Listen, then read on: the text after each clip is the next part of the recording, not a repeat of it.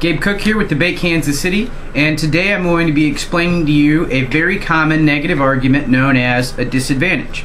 A disadvantage is simply a negative argument that says the affirmative plan will result in some kind of very bad consequence. And they'll use this bad consequence as a reason to reject the affirmative plan. Now, we talk about disadvantages in everyday life without realizing it.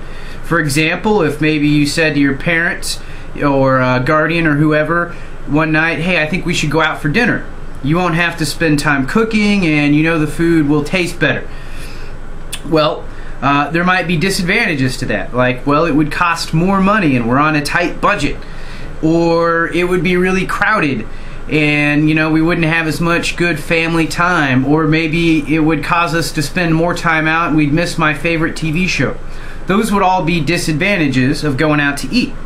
So in a debate round, a disadvantage is just a negative consequence from whatever the affirmative is proposing. They're going to try and sell you these great benefits as the negative. You want to stand up and say, no, wait, hold on here. There's a big old disadvantage and a reason not to do the affirmative case. Now, a disadvantage has three parts. The first part is uniqueness. Part one is uniqueness. And that simply means that the disadvantage is not happening right now. That whatever this bad consequence is, it's not already occurring. Because if the disadvantage is not uniquely caused by the affirmative, if that bad result is already happening, then it wouldn't be a reason to reject the affirmative. The second part is the link. And the link is how the affirmative causes the disadvantage.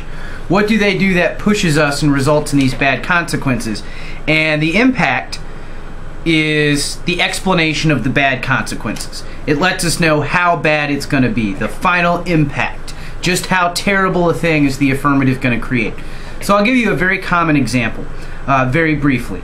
You might have an economy disadvantage or a spending disadvantage, depending on how you want to title it.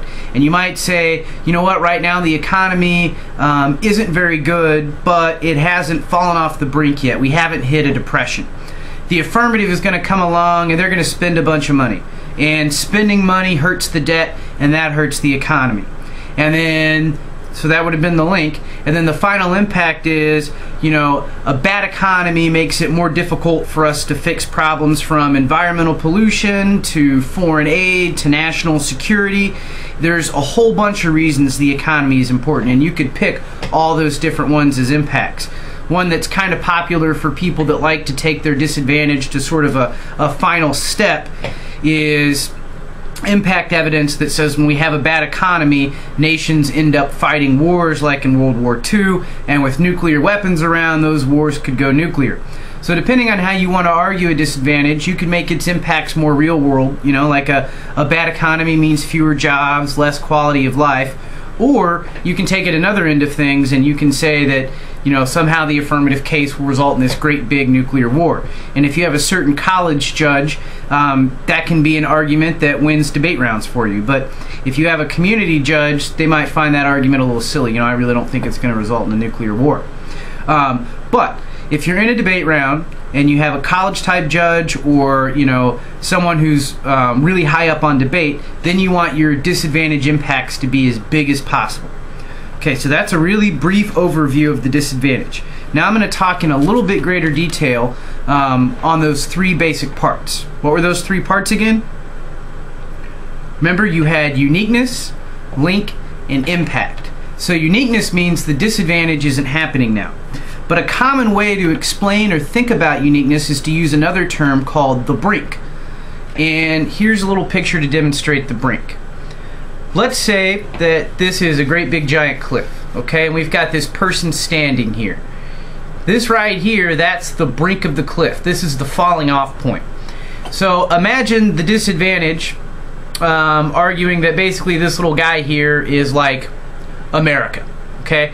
And if we're going to use the spending disadvantage as the example, here is the brink. And once you fall off, this means that the affirmative has pushed us down into economic tailspin. So the brink is like the edge. And what you want to argue when you're on the negative is that we haven't fallen off the cliff yet. We're still up here. And we might get closer and closer to this brink, but we haven't fallen off yet. So that's why it's unique, because even though we're close, we're not quite there. So uniqueness, you can kind of make it even more specific and use the brink, which shows just how close we are to falling off. Now the link is the affirmative pushing us off the cliff, right? It's this force here, and if the force is strong enough, it will push us all the way down and off the cliff. So the closer you can argue that we are to this brink, the smaller the link argument is. You know, imagine if this guy's way over here and you can't even see him, it's going to take a titanic force to push him all the way off. But if this guy's standing really close to the brink, then even a small change could knock him off. So then we have part 3, the impact. Oh no, we've fallen off the cliff, landed on our head, and the disadvantage has come true. And what you do with the impact is you describe how bad it is. You know, did our little guy here, you know, just break his arm, or did our little guy here bite the bucket? Or maybe he fell and caused more destruction down below somehow. And so describing how bad the fall is the impact. So uniqueness, link, and impact. And here's a couple other things I'll give you to keep in mind in regards to the impact.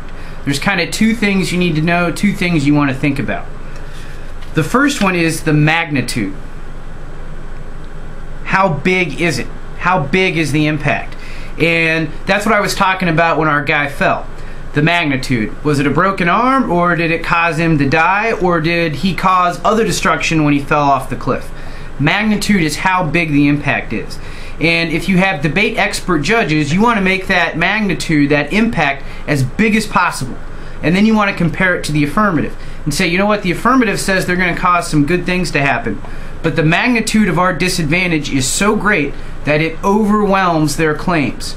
So you want the disadvantage impact to have big magnitude. The other thing that you need to consider is the time frame. That means how fast do the impacts happen? After we vote for the affirmative case, does the United States basically fall off the cliff immediately, or does it take some time? And the reason that matters is because the affirmative might say your disadvantage won't happen for 2 or 3 years, and we will have done a lot of good before then. Or on the flip side, if you're arguing the disadvantage and you're on the negative, you might say, you know, if you pass their plan, it's going to trigger our disadvantage impacts immediately. And those impacts are going to overwhelm any benefit that comes from the affirmative. You might argue, in fact, that if the economy really gets tanked because of their case, then they're not going to be able to, on this year's topic, fix poverty at all, or whatever they're trying to fix.